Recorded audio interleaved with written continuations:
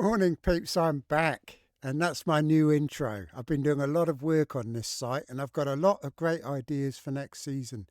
And one of them is going back to the past, because those of you that have followed me for like the last 10 or so years will know that Bonkers the Robot was a big part of my old website, way ahead of his time. He was automating selections way before FPL Review even existed. And to be honest, having looked at FPL Review and seeing what Bonkers is doing in private last year, I know Bonkers is going to smash him. So I brought back a captain challenge from years ago. Remember how Bonkers used to go up against the scout poll, members of the community, and other various people that thought they could do better than the robot, and they all failed. Well, peeps, he's back. The robot is back, and he's already made his captain selections for game week 1, which will of course be subject to change, because the robot, as we know, looks at every variable known to man, and it's completely automated. Like I said, years ahead of review, and it looks things it looks at most are recent form, very important. Home fixture, very important. Basically, very recent form and points production, very important for the robot. So we'll go and have a look at who he's picked for the start of this season. And then we'll go and have a look at the next page, which I'll kind of show you what's what. And I want your help with the next page, so don't disappear. Right, so in third place, according to the robot, for captaincy in game week 1, and I know this is way too early, like I said, I'm just doing this video to show you what's in store for the coming season. I'm doing all the work now on the site, so once the season starts, it's going to be easy for me. Right, let's see who's in third place. Dun-dun, and it's Bowen. Now, Bowen is in third place because of his recent form. But the only problem is, of course, it's last season. And a bit like FPL Review, the robot can take a little bit of time to get going because he's relying on old data. But Bowen is in third place solely because of his recent form. The fixture, the robot's not that keen on the fixture. The robot actually thinks it's a 50-50 game. But, that's why he's in third. So we'll go and see who's in second. Let's have a look, peeps. Who's in second place? What a surprise here. Solanke is in second place. And this shows another aspect of Bonkers' selection in that he's picked Solanke not because of his recent form, because it's been rubbish, but because of the fixture itself. The fixture is so strong that it ends up getting a higher rating than Bowen, whose recent form is so much better. But I can tell you, peeps, there is one player who was head and shoulders above everybody else for game week 1. I wonder if you can guess who it is. I wonder if you can guess. Let's have a look. Dun, dun, dun. Yep, it's him. It's Salah. He came out so far ahead, according to Bonkers. Fixture. It likes a fixture. Bournemouth. The robot does not like Bournemouth this season. They've sold Kirkes. They've sold Huijsen. They've sold their goalie. I mean, their defence is gone. It's gone. And who else is going to go? There's talk of Solanke going to Tottenham. Even Clivert could disappear. They're selling everybody. And whether they're going to survive it or not, who knows? But there's half of their defence has been stripped away. I mean, I've been watching Huijsen in the World Club Champs for Real Madrid. So, this is why the robot has picked Salah. It's a combination of fixture, opposition being rubbish, being at home, big difference. Whereas if Bowen had been at home, the fixture would have got bumped up, and Bowen would have certainly overtaken Solanke.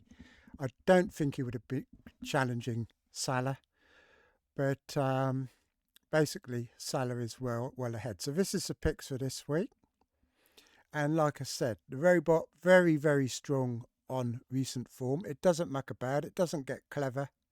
It always selects a good captain. And often they are different from the polls and everybody else. This week, I suspect, or this game week 1, I think most people will probably be on Salah. So it might be a case of nothing much different for the first week. Now, I've set up a captain challenge for this season, and I'm looking for possible contestants in the challenge. Now, the first one that will be definitely in it is FPL Review. So whichever player is top for the expected points in that particular game week will be the selection by FPL Review. You can see I've already put in the robots selections here. Salah, Solanke and Bowen. Once I know the other ones, I know Review, of course, pretty early in the game week. Scout poll, you don't really know until the actual end of the game week. You get a pretty good idea, you know, Salah's like on 50% and the next one's on 20 or whatever. But sometimes the minor positions do swap around a little bit. But it's pretty easy to keep track of. Now, for the fourth contestant, I've left it blank. And this is where you come into it, peeps, because I need you in the comments, which is why I've come on nice and early in the season, because I want to get it sorted out, as to who or what should be the choice for picking the captain for this season. You know, should it be one of the deadline streams polls, which I don't really like because I'm not up to see it, and it's quite late because I'll be doing a captain challenge video every Thursday probably throughout the season, and I kind of want to have the selections up there, whereas I won't be able to do that with a deadline stream. But we could do the deadline stream, but it would rely on people actually telling me afterwards, or me going back and looking at the video to see who was leading the captain. But it would kind of be retrospective rather than up on the Thursday. So we've got Review and we've got Scout. So if you've got any ideas, or whether it should be somebody in the community, you know, maybe it should be me, my picks, for example, because at least I know I can pick them, or somebody else's, you know, one of you guys. I don't know. It'd love to be somebody that everybody knows to go up against these picks. You know, it can't just be anybody. It has to be someone that you all know, you know, like, well, I don't know really, somebody. But we're going to have to try and work out who the fourth contestant is. Otherwise, I'll just be going with the 3. And I'll be keeping track of them all season. You know, I did this for about 5 years. 5 years, it's 5 seasons at least.